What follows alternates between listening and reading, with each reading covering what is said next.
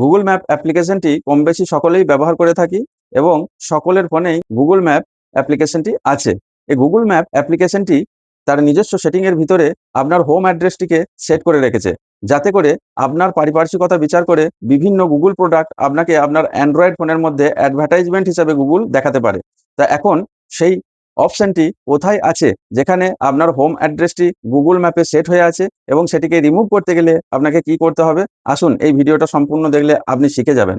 Google map অ্যাপ্লিকেশনটিকে open করুন। উপরের ডান দিকের কোণে যে আইকনটি শো করছে সেখানে টাচ করুন। নিচের দিকে এলে পেয়ে যাবেন ইউর ডাটা ইন ম্যাপ, সেখানে টাচ করুন। এখানে অলরেডি দেখুন হোম অ্যাড্রেসটি সেট হয়ে আছে। আপনার বাড়ির ল্যাটিটিউড এবং লংগিটিউড অলরেডি ক্যাপচার করে রেখেছে গুগল এবং আপনাকে এখানে দেখাচ্ছে যে আপনার বাড়ির পারিপার্শ্বিকতা অনুযায়ী আপনাকে গুগল বিভিন্ন প্রোডাক্টের অ্যাড আপনার ফোনে দেখাবে। অ্যাড্রেসটিকে এখনই রিমুভ করতে হোমে টাচ করুন। নিচে রিমুভ বাটনে টাচ করুন, তাহলে আপনার হোম অ্যাড্রেসটি গুগল ম্যাপ থেকে রিমুভ হয়ে যাবে।